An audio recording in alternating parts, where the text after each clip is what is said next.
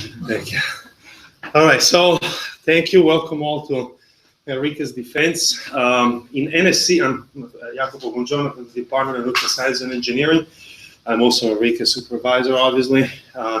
In NSC, usually we don't have introductory remarks, but I know in MEC you do, so let me say a few words about Enrique before it starts. Effectively, I inherited Enrique from Alexander Mitsos, who I guess is not either here virtually or in person. Alexander was a professor in the Department of Mechanical, and then he got the proverbial offer that he couldn't refuse in Aachen University in Europe. And so he left, and before he left, a couple of months before, he gave me a call and said, I got this great master student, and would you like him? I said, sure, let's check him out, right? So I called Enrique over, and we had a nice meeting, and I liked him immediately. I like his demeanor. He's, as you know him, he's very understated, but he's hardworking, smart, he's persistent. And that has been really, I would say, the measure of his thesis. You'll see, of course, all about it yet. But basically, we started on this project looking at multi-phase flow, and Enrique at that time had hardly heard about multi-phase flow. So I gave him a couple of books and a couple of papers to say, why don't you read about the basics of flow regimes and so on. So he came back a week later after having done his reading and said, okay, let's go for it. I like it. But remember that when you hear it, where he started, okay? No, very little, precious little about that topic, and you'll see how much he has come. So lots of great work.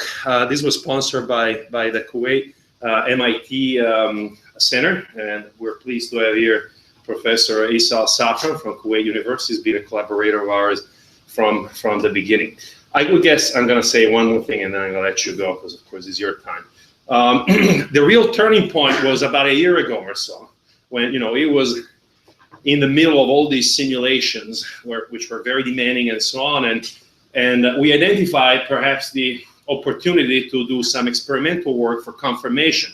And I was going to propose, like we often do, that we would assign maybe a Europe student or some other student to do it, and then Enrique would use the results. But he said, hold it right there. I'll do it. I want to do it. And that, to me, was the turning point. He said, wow, now he's become a real professional. He's ready for the PhD. And so he also did the experimental work with the help of Matteo Bucci. I don't see him here, but maybe he'll show up later. And so with that brief introduction, Enrique, the floor is yours. Have fun. Thank you. Thank you.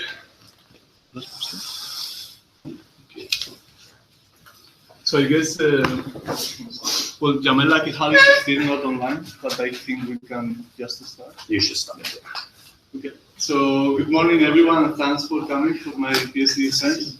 As Professor Bongiorno said, I'm going to talk about the work I'm doing under his guidance, and which is focused on the Taylor bubbles in vertical and inclined slide flow. And I mainly use the multi-phase CFD, which is basically this simulation. So you have a bubble, and then it moves up inside a pipe. I will explain that later. But I've also complemented the work with some experimental data, and this is one example of one with this long bubble. The scientific objective of this thesis, as I said, is to analyze the dynamics of Taylor bubbles and to develop a new and high accurate, more generally applicable prediction tool for the velocity of Taylor bubbles in inclined pipes. So the motivation is to improve the prediction tools of multi-phase flows in order to, so these prediction tools, you predict the pressure drop and void fraction in these oil and gas systems. So you have pipes connecting the reservoir to the upstream facility, and you wanna calculate this pressure drop here in order to size the equipment of the facilities. The problem is that, for example, Olga, which is one of these codes that are used in the industry, predicts this pressure drop with an error of up to 80%. So the idea is to improve these tools. There are different contributions that I will explain later. I will go in more detail, but basically at different levels. First, in the physics of fluids, I think we got a better understanding of the physics of Taylor bubbles. In the level of computational, we validate and leverage multi-phase CFD tool from which we generate numerical experiments, and we understand the phenomena better from there. And finally, on the industrial level, we improved the prediction tools of multi-phase flows for oil and gas extraction and processing systems. This is the thesis outline. So first we start with the slag flow regime that I will explain later what it is. Then we identify the dominant correlations. And from then on, we conclude that Taylor bubbles affects greatly these models. So we focus on that from then on. We validate some numerical assumptions that we had with experiments, CFD, and analytically. Basically, there were two main assumptions. One is that the bubble volume does not affect the Taylor bubble dynamics. The second one is that as you start inclining the pipe, you will see that the bubble moves to the wall and there is a thin film above it. And well, the assumption is that it is still there. Then we move to analyze the Taylor bubble velocity. There are basically two different contributions. One is when the bubble is in stagnant liquid, and the second one when you have imposed liquid flow.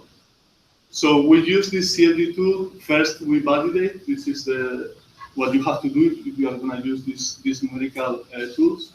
Then we develop a numerical database, and from then we extract a model, a correlation for the stagnant liquid. Finally, there are some other hydrodynamic features that you can extract from these simulations, but I will not go into much detail in this presentation in the interest of time. So basically, in this presentation, I will go over these points. And these are the papers that you can find in the literature. So first, the description of slag flow. As I mentioned before, in these pipes, you have basically multi-phase flow, where you have gas and liquid inside the pipe. Depending on the relation between the gas and liquid velocity, you can have different flow regimes. So for example, this is so-called bubble regime, where you have homogeneously distributed small bubbles. You can also have these long ballet-shaped bubbles, which are the ones that I saw in the cover page, in the cover presentation. These are the called Taylor bubbles that I'm going to mention a lot through the presentation, where they are connected through a small liquid slag between them. For a given set of fluid properties and pipe geometries, depending on what is the relation between the superficial velocity of the gas and superficial velocity of the liquid, you can have different flow regimes. And this is a very often used tool in this field, which is called a flow map. So in this presentation, I will focus in slag flow because it is present very often in oil and gas systems. So the way it is predicted in the literature, they predict both, as I mentioned before, the pressure drop and the void fraction. They do that with the so-called mechanistic models. The mechanistic models are based in slag unit, where you have a Taylor bubble region and then a liquid slag region. So in order to get all these variables and calculate the pressure drop, we used a set of conservation equations, but the problem is that there are not enough conservation equations to close the set. So because of that, you use extra correlations, which are the so-called closure relations. So for example, example of closure relations, here in the model of Ansari et al. That I later used, you have the void fraction in the liquid slag. You get it from a closure relation. You also get from a closure relation the Taylor bubble, or the velocity of the Taylor bubble, which later I will show that it affects strongly the predictions. Or you can also get the velocity of the gas in the liquid slag. These closure relations carry the largest uncertainties in these models because they are usually typically get with experiments that don't cover the whole range of applications. So because of that, the focus of our work was to develop better, more accurate closure relations. In order to get which of these closure relations affects are the dominant ones in the prediction of pressure drop and void fraction, we did a quantitative sensitivity analysis on 3 different mechanistic models.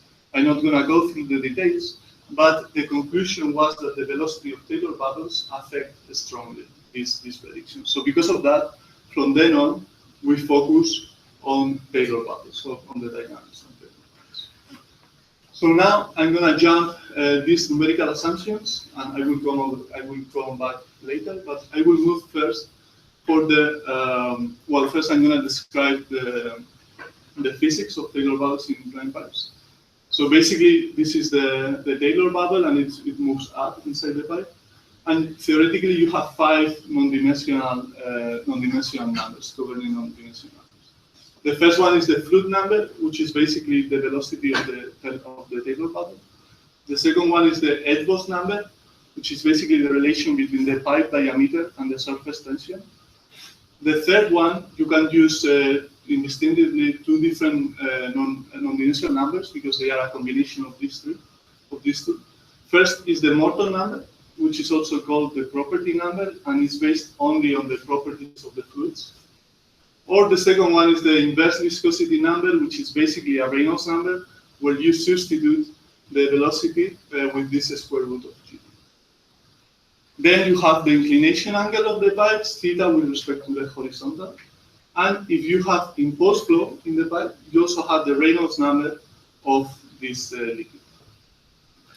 So using the Buckingham pipe theorem, you can get a function, you can relate these 5 non-dimensional numbers.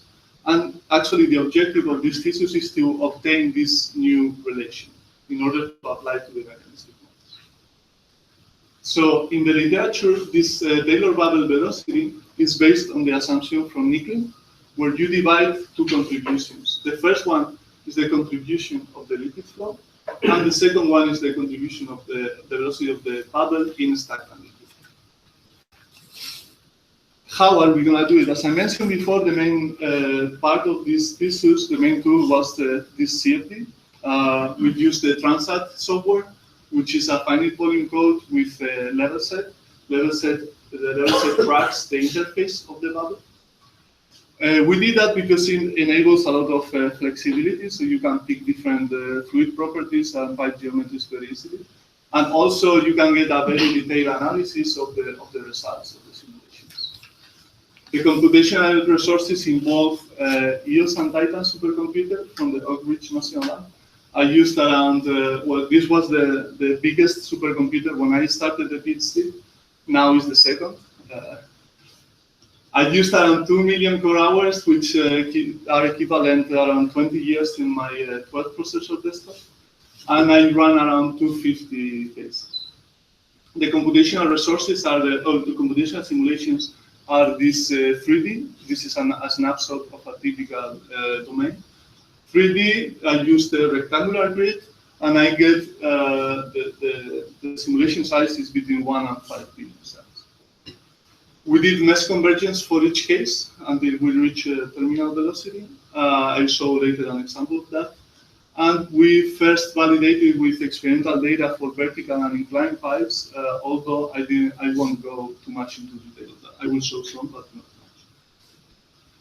This is an example. This is the video I saw in the cover page. It's at a 45 degrees inclination angle. And the bubble moves up. So the initial condition is a bubble in still liquid, and then you let it run until it reaches the steady state. So this is an example of the velocity post-process. I plot here the velocity of this Taylor bubble versus time. At the beginning, you see that there is this transient, and then it reaches this terminal, the steady state. Here, I reduce the size of the cells. So basically, as you move down, the size cell is lower, and you see that you reach here the convergence. So this is what we did for the cases.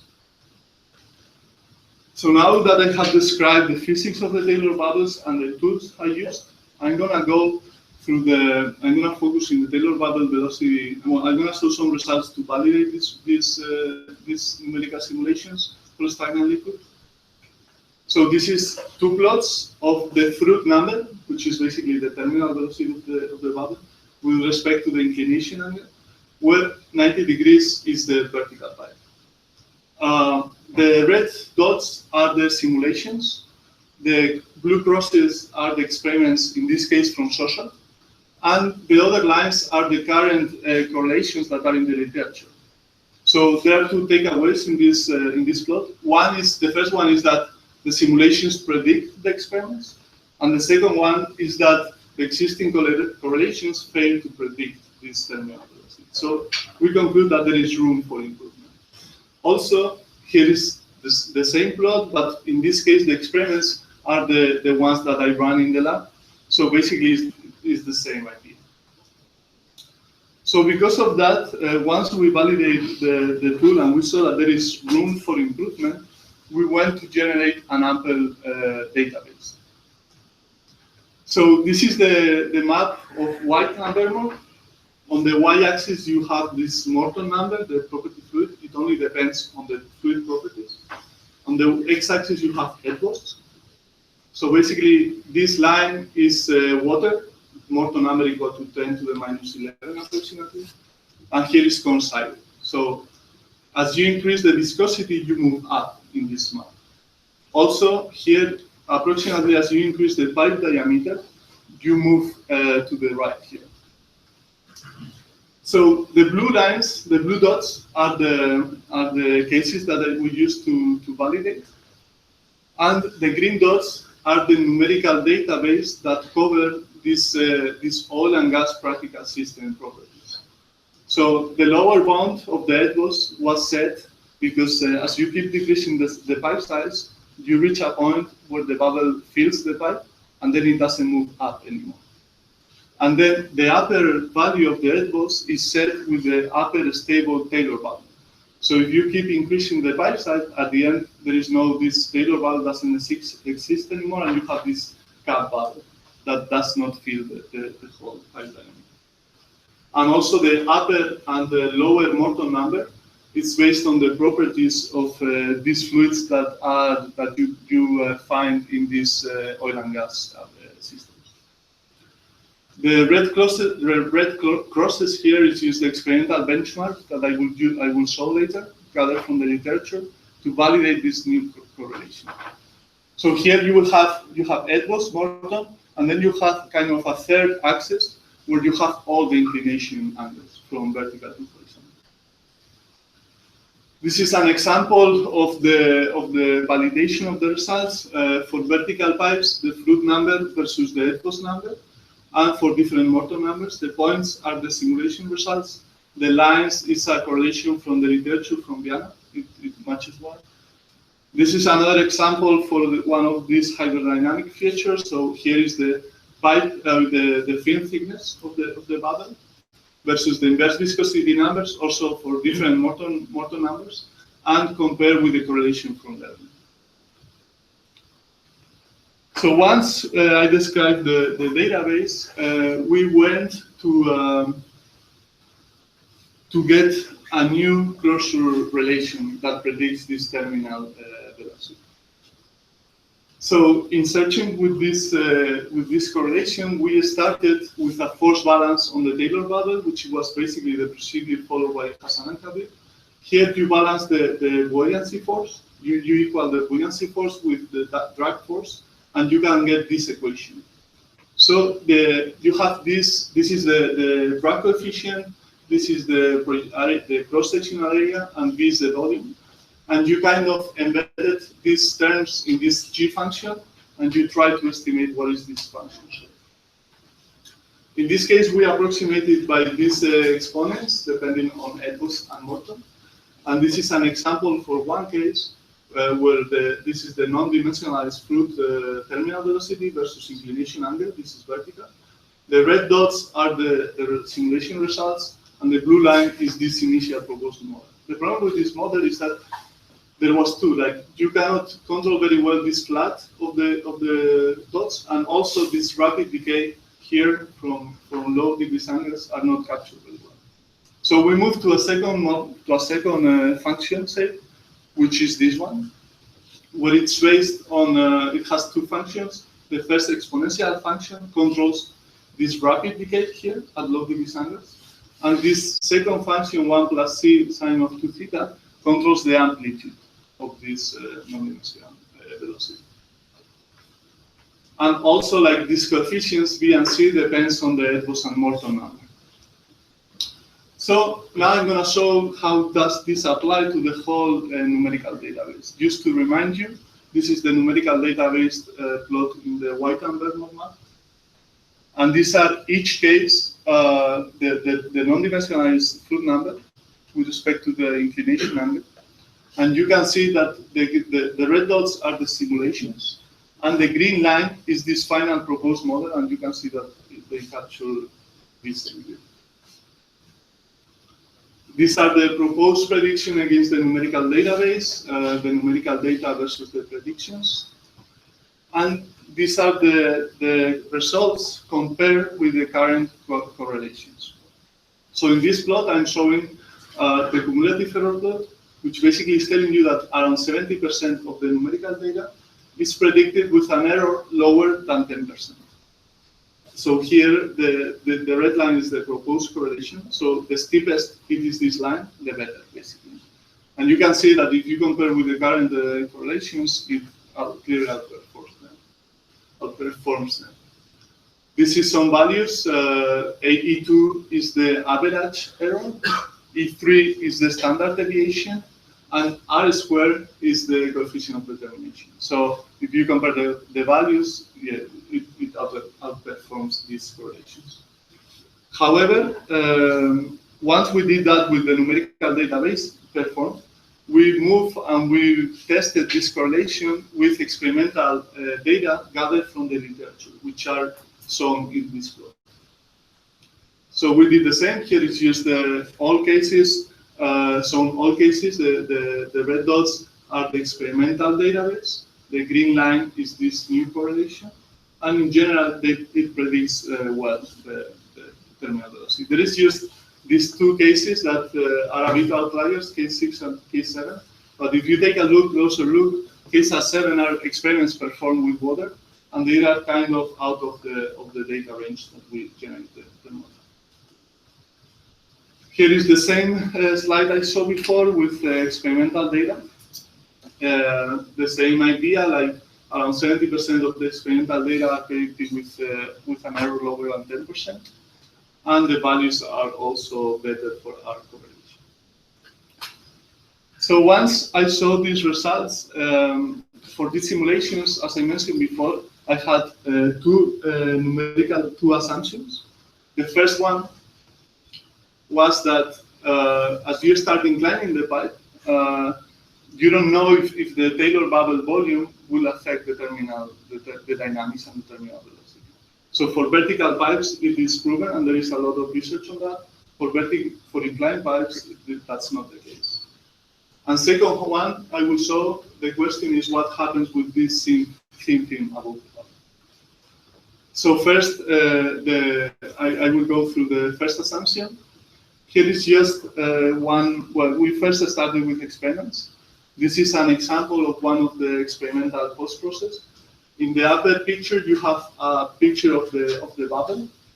This graph is an image post-processing where you track the bubble shape.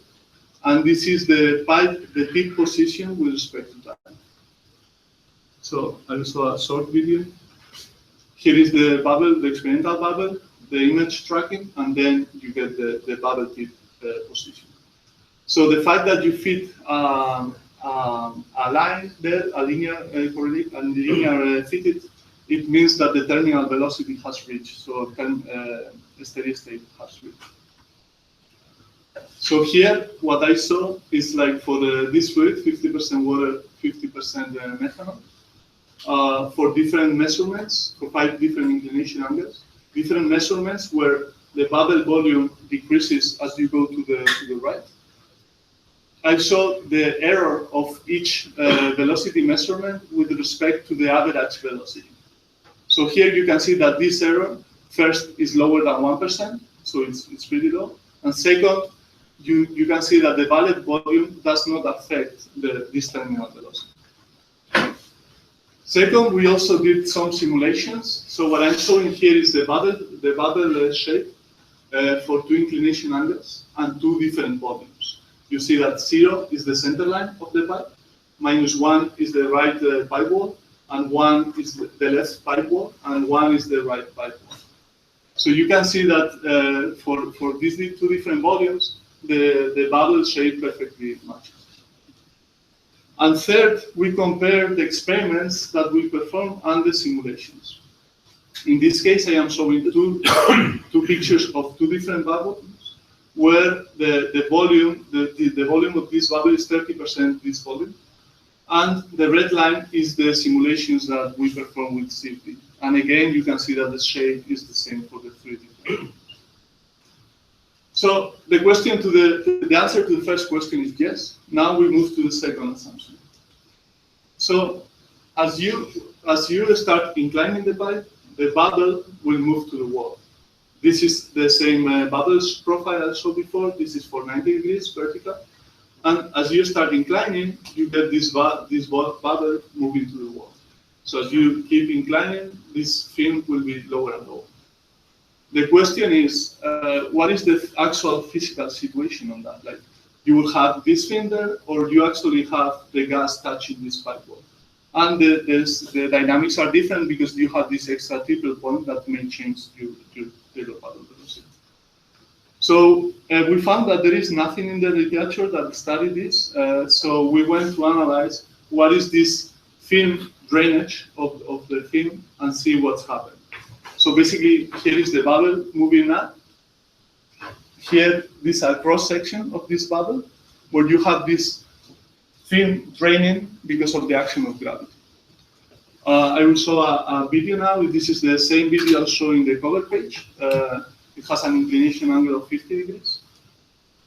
And I want you to look at this point, where you will see after a while, I don't know if you will see, but there is film breakup, and you will see the breakup front moving up. Did you see that? Yes or no? Your buddies are saying yes. Others are saying not really. And you have to look closer. Here, you will see. You see here? No. Yeah. No, Now it's. If you say so. Well, it's actually observable, this film breakup. So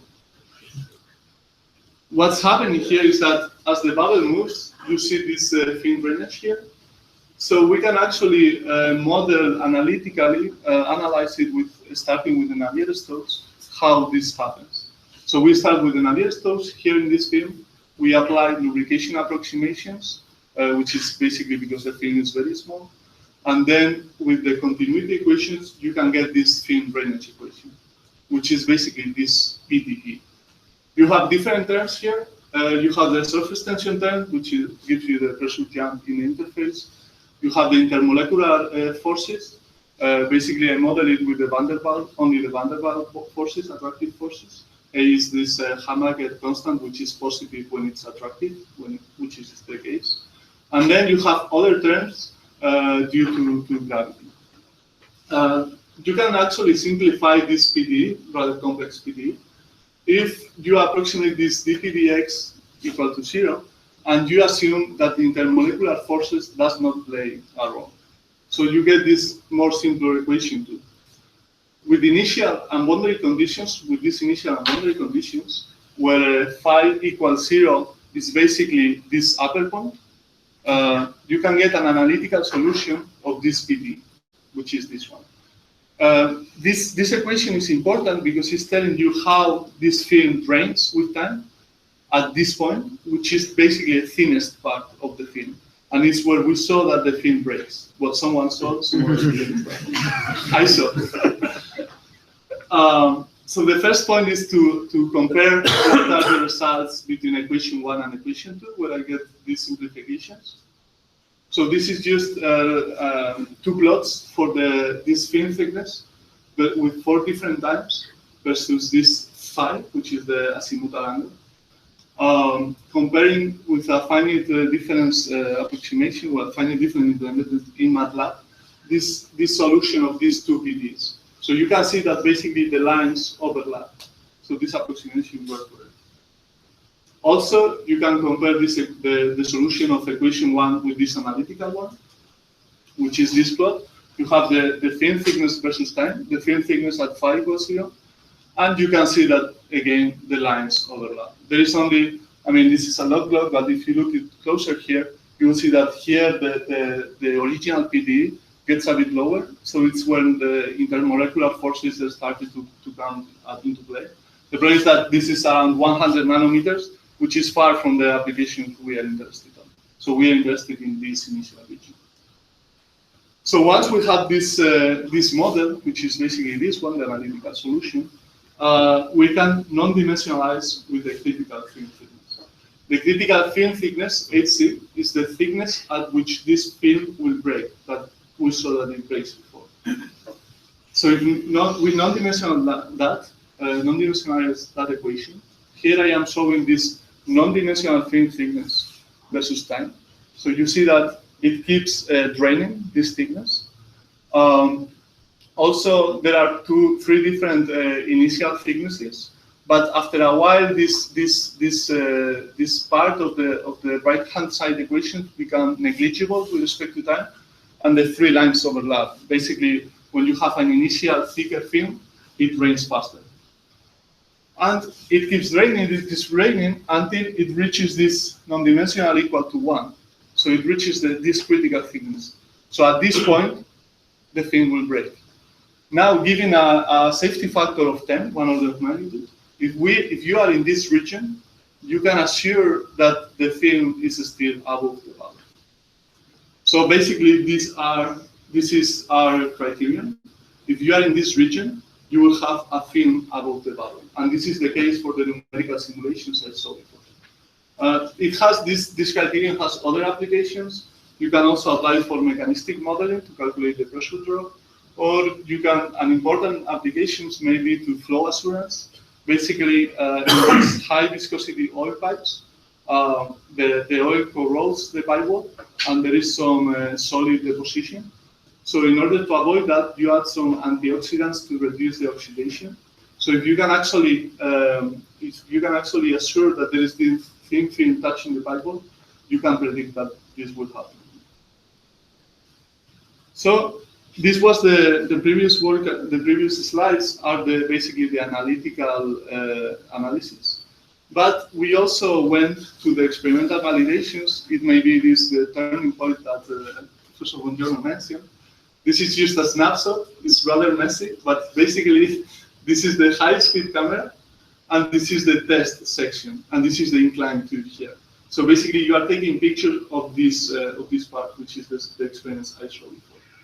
We did that for one polycarbonate tube, for 5 different fluids, and for 8 different inclination angles. This is just the schematic. You see the high-speed camera, and you have this bubble coming out. This is the different pictures that I show in the video. So basically, at this point, the steam starts to drain here, and you can measure the time it drains until it breaks. Probably, well, here I added some dashed lines to clarify what is this breakup from line. So you measure this breakup time, and you also can measure the properties of the fluids, the pipe radius, and the inclination angle. So you can rearrange the previous equation so that the left-hand side is the measured values measured in the experiments, and the right-hand side is this 1 over the critical thickness to the power. So basically, for each fluid and for different inclinations angles, these values should be constant, approximately. So this is an example for the 50% water, 50% methanol of this value, left-hand side, versus different inclination angles. And you can see that it kind of scattered randomly around that constant value, which is this 1 over the critical thickness. Also, with this value, you can get an estimate of this critical thickness. This is the results for the 5 fluids I used. For ethanol and methanol, we did not observe film breakup, so we cannot measure that. However, as you start adding water, you see that this calculated critical thickness starts increasing. And this corresponds, matches well with the fact that the contact angle of these fluids with polycarbonate tube starts increasing as you add water. So basically, with ethanol and methanol, it's very small. However, if you start adding water, this keeps increasing, and that affects the critical features. So once we confirmed this analytical analysis, and basically the answer to these two questions were yes. So now I move again to this second part, and I move to the imposed flow, liquid flow cases. As I mentioned at the beginning, there are two contributions for terminal velocity. One is the stagnant liquid, which this is what I covered before, and the second contribution is this liquid flow, where you have an imposed flow in the pipe. So basically, this is modeled with this C naught times the superficial velocity of the liquid. And there are models and correlations for this C naught. So for vertical pipes and the laminar flow, this C naught is approximately equal to 2. For turbulent, this goes to 1.2. However, there are not really extensive studies for inclined pipes in the literature. This is the White and Vermont map that I showed before. So basically, with imposed flow, we did 3 different cases for 3 inclination angles, and we analyzed upflow and also downward flow. So this is an example for case number 1, which is the lowermost number. What I'm showing here is the terminal fruit number, versus the fruit number of the superficial velocity. So basically, 0 is the stagnant liquid, positive is upward flow, and negative is downward flow. So, and the red dots are the simulations, and the lines are the different correlations that are in the literature for vertical flows. This is also, well, this is the bubble tip shape. So basically, 0 is the center line, 1 is the pipe wall, and you can see that the bubble is still axisymmetric. So in this case, for example, this is downward flow. You get a velocity which is negative. So basically, the bubble moves downward. What happens if you increases now the pipe size? You have edgewalls higher for the same fluid. If you keep decreasing the downward flow, you will see that this point is not predicted very well with the correlations. So what's happening here is that the bubble shape becomes non-axisymmetric, even though you have a vertical pipe. So here the same 0 is the center line, 1 and -1 are the 2 pipe walls. So in this case, the yellow profile is this dot. And the same happens as you keep increasing the size. This non-axisymmetry happens even before. And the prediction, you see that there is a gap there. So the conclusion from this is that it would be interesting to continue studying that in order to study what is the actual transition where the bubble becomes non-axisymmetric. Also, these are some results for case number 2 for inclined pipes. This is 45 degrees. This is 5 degrees. There is actually only one correlation in the literature, which is this green line, and only actually for the upward flow. And you can see that when you increase the flow values, this prediction is even worse. So there is actually a need for a new correlation there. However, we did not simulate enough data in order to actually get a correlation there. So in future work will be to actually complete this numerical database we plan to do in the near future. So just to summarize I think I'm fine with that. Yeah. Just to summarize the contributions. By the way, I didn't say, but if you have any questions, we'll get to it. Okay. Maybe that's why, because I didn't ask. So basically, the contributions are the 3 different levels. At the physics of fluids, we get a better understanding of this Taylor bubble dynamics. We justify these assumptions for the simulations.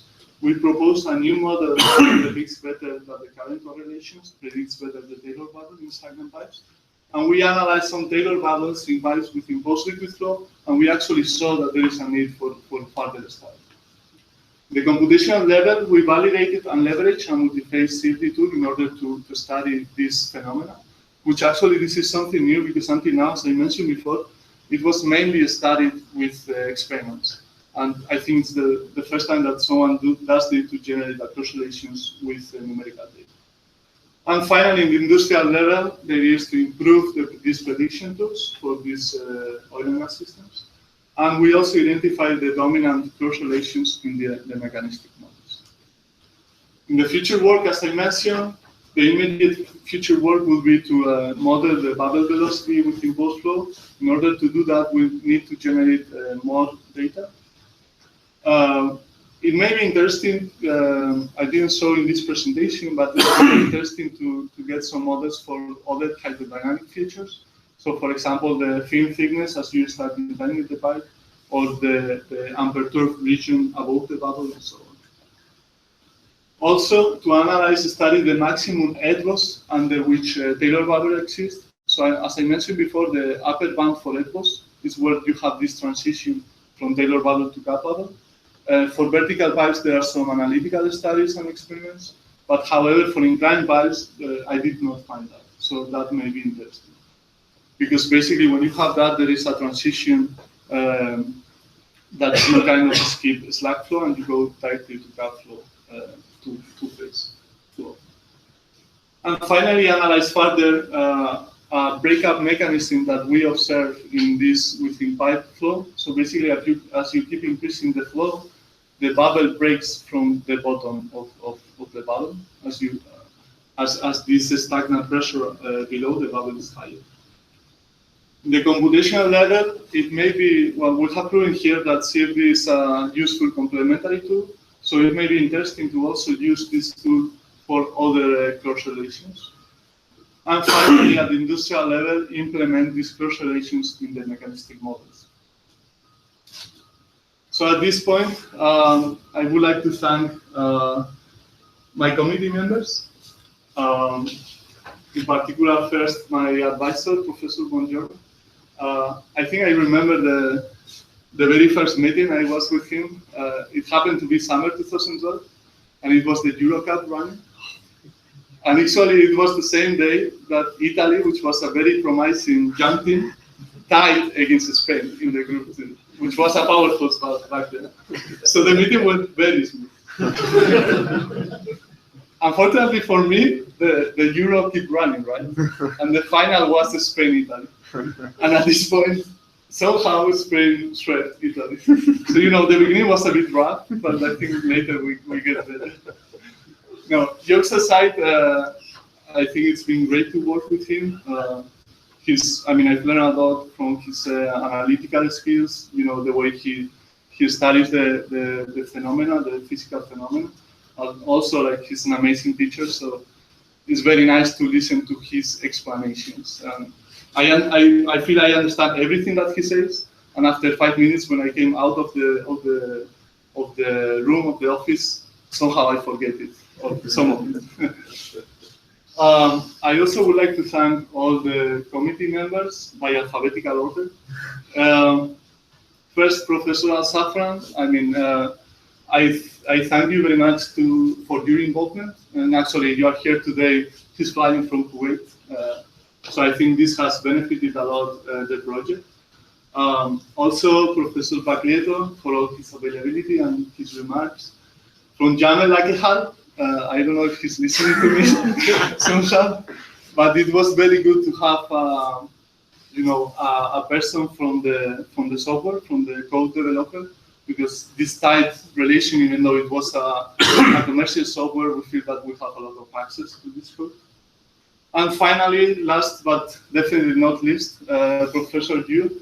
I think he has given a lot of very valuable remarks that has improved a lot this work. Also, many other people has made this work possible. So Chidu and Daniel from ASCOM has been very, very helpful for me to answer all my questions. I would like to thank Dr. Gucci that he couldn't make it today. I know he's not here for his assistance in the experimental work. And also, I would like to thank now Professor Mitsos, because as Professor Bongiorno mentioned, is the professor, my advisor for the master. So, I spend a lot of time, I feel, in my MIT life with him. So I also feel that he has had an impact in this work. I learned from him a lot. Also, the computational resources at Oak Ridge, but not only the computational resources, also the human resources, they were extremely helpful, answering everything. And finally, the sponsors, the Kuwait MIT Center, of course, and the foundation, the Caja Madrid Fellowship that I had during my 2 first years. And finally, I would like to thank all these people that I met during these years. This is a picture of the first, one of the first meetings that we had after meetings lunch. Unfortunately, well, Dustin is not here anymore. Gustavo is not here either. Mateo, and I mean, this was a very fun meeting because basically Alex was leading the fun. So I think you all know Alex. I also had some time to play some sports. The Greek team, it was kind of a dynasty at the end, although it wasn't Greek anymore. And of course, the Spanish soccer team, we managed to win some championship, to lose many others. Thank you for the cameraman, the Red Soul Ferran.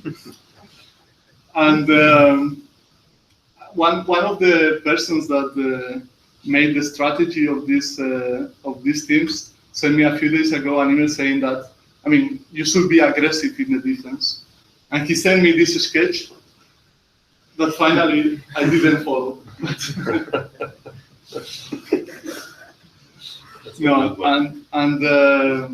You know, finally I would like to find, I mean, I put only the pictures where, you know, we have the wins, but as I said, we have a lot of losses as well. But some drama also. But I think at the end, with you, not only in the sports, also in the research, but I think at the end you keep the good parts. So that's good. And finally, I would like to thank my family and my parents that are here to it. So, thank you.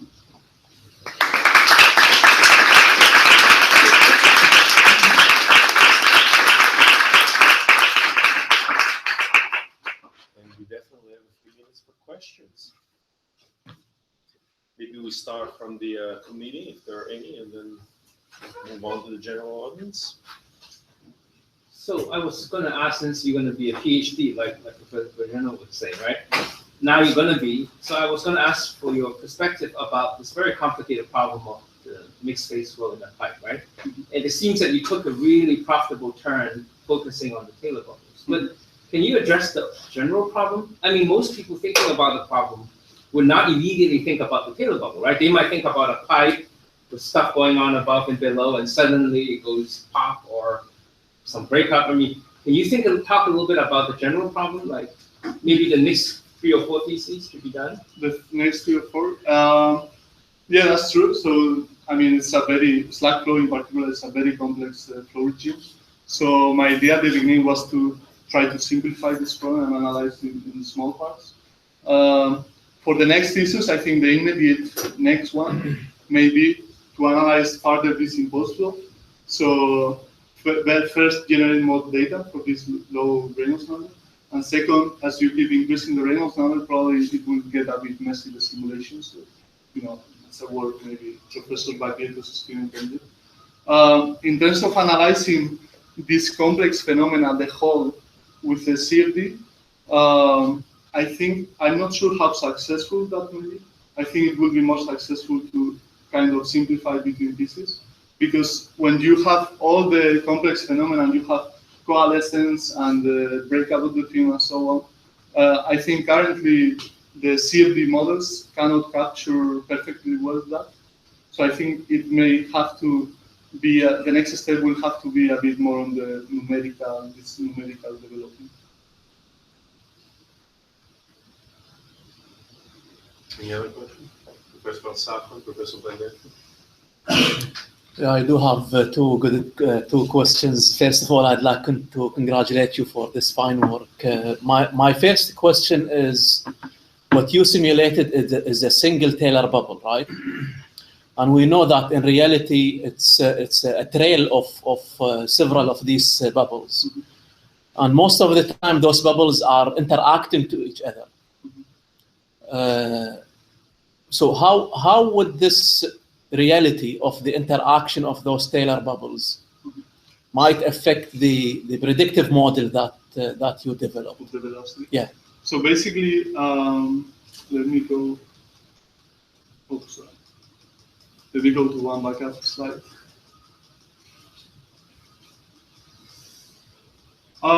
So the idea, I mean, so I think we are here focusing on steady state slack flow. And we also, I mean, this is one of the hydrodynamic features that we saw from the simulations. So for example, you have a length ahead of the pipe, the perturbed length. You also have a wake length. So if you have two consecutive bubbles that are farther away from these pipes, from this length, I think these predictions will be correct. What you are mentioning is when you have this coalescence, you are in the transient regime. So I think here we are assuming that we are in this steady state, and if the pipe is long enough, I think this is what you are. This is the actual situation. If the pipe is not so long, maybe this model does not apply that well. This is the interesting work will be how much does it affect for this pressure drop prediction, the transient or the steady. If the transient length is a very high, it's a significant proportion of this pipe length, then this prediction may not work that well. But however, if the pipe length is long enough so that this steady state is significant, I think this model will still predict well. And I think that the actual situations in these oil and gas systems, well, I'm not going to go to the very first slide, but these pipes are very long, so I think this steady state portion will be significant. Okay. Yeah, my other question is also, I think, an assumption that included in your simulation related to the single phase Taylor bubble. Also, most of the time there will be some liquid entrained inside this Taylor bubble. Inside the Taylor bubble. That's right, yes. I know most of the models like Ansari et al. And others neglect this assumption, but if you end up with long bubbles, you are almost like an annular flow, right? Where liquid is entrained in the gas phase. How much confidence you would have in your predictive closure relationship if this case is reality taking place? Well, so basically, I mean, we are assuming here that we are in slack flow, right? In the experience that I performed, I did not see any drop inside the Taylor bubble. So, I mean, I'm not sure how much in this case how inside the annular flow you will be, or inside the slack flow. It will be a slack flow. Still talking about slack flow. If you end up with very long Taylor bubbles. So I think the drops in between the Taylor bubble will not affect much the terminal velocity if it doesn't interact with the interface. If it starts dropping and jumping, it may cause some instabilities that may affect this prediction for sure. But I'm not sure if that will be the case of a transient flow, or does you have a balance entrained or not. What would be the typical length to diameter ratio for the bubbles that you simulated? For the bubbles that I simulated, it was like around 10, I would say, between 5 and 10, which I think 10 was like the very upper bound. So pretty long, but probably not long enough to approximate to an annular flow simulation. Are you Yeah, I'm done.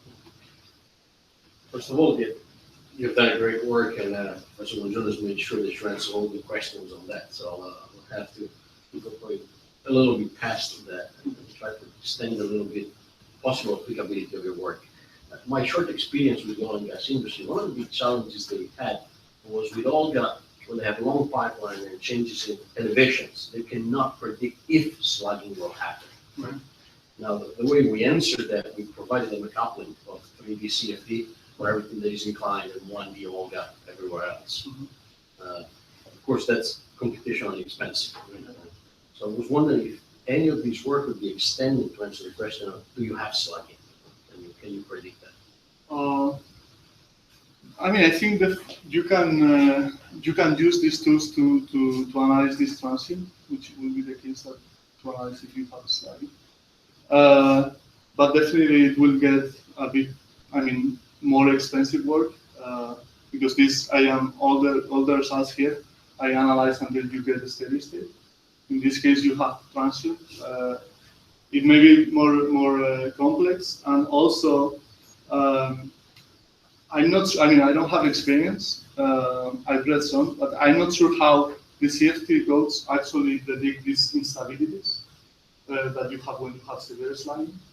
I think experimental work may fit better in that case, and then kind of fit the numerical results or something, or the numerical correlations. But I'm not.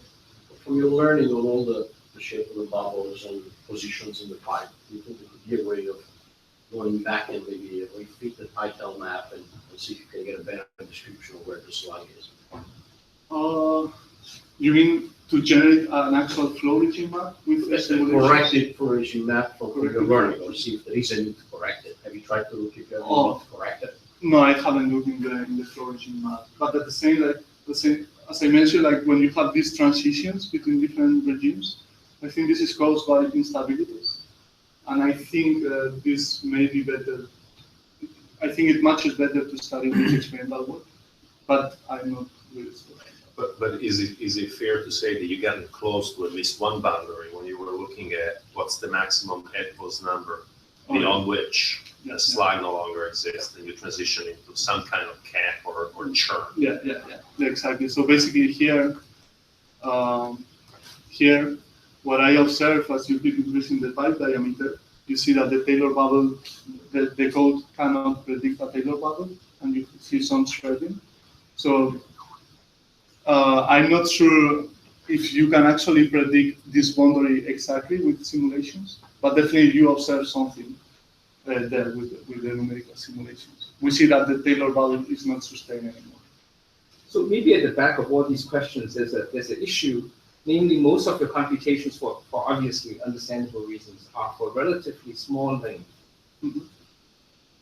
compared to bandwidth, right? Right. So the question is, what are some of the mechanisms that might involve longer lengths, and how long do you think are reasonable things? Like, so I'm a wave person, and I was dreamed there's a long wave coming by, right? And then it, just like what happens in Hawaii, right? Yeah. Okay, then it breaks, and then this curls, okay, right? How long can it be, right? I mean, what is a reasonable way to think about the length? Which is not a parameter in your thesis at all. You always compute a reasonable size that you can resolve what you have posed, right? But the question is, what are some of the longer, wavelength mechanisms, right? Yeah. It depends a lot of how much transient you're going to study. It can be as long as you want, I think. But definitely there is a limit here as you keep increasing the pipe. The simulations gets more and more complicated. So I haven't reached this upper bound, but definitely you're gonna reach this wall. I think the question is more about the physics, not just the computation. So as you increase not just the pipe length, but if you increase the bubble length, can you see at one point a mechanism that will disrupt the bubble? I mean, the only mechanism I saw is this one, as you keep increasing the pipe size. As I kept increasing the Taylor bubble, I didn't see any. I mean, I also had exactly the same dynamics. Not increasing D, increasing L. Yeah, increasing L, increasing the bubble volume. In fact, increasing L over D. Yeah, actually, in some sense, not increasing D. What about? I thought you were going to hit this out of the ballpark. What about the film breakage? You can pipe. Okay. Doesn't the length through bubble translate into drainage of the film? Into drainage of the film, exactly. So, I mean, yeah, there's a limit there that the bubble will touch the pipe wall. Then at this point, the Taylor bubble velocity is going to change, right? It's going to decrease, right? Yeah. At that point. Yeah, exactly. But the problem here is that with these simulations, what happens if you reach this point? The simulation crashes, because basically there's not closure model that will capture this break and touching of the wall. So I mean, this was my upper limit in case of I want to ask you one on the broader question of industrial applications that you have there as future work. Can you maybe comment on our collaboration with Professor Al-Safran and how your correlation has already been used in Olga? What are we seeing? So yeah, exactly. So we have implemented this new correlation in Ansari, the modified Ansari, and we have observed actually that the prediction is better. The problem is that we applied that for only one case. We saw that as you start inclining, as expected, the prediction improves like by 25% or something like that, or 30%. Prediction of what? The pressure drop prediction, yeah, which was the figure of merit that you wanted to predict at the beginning. I didn't show this because it was only one case, so we want to study with more ample range. But this is what I mentioned before, that we improved the prediction tools. Any questions from the audience? Yes, don't be shy. I know he's your friend, but you can ask a question. Nobody? Okay, so let's give Enrique another hand.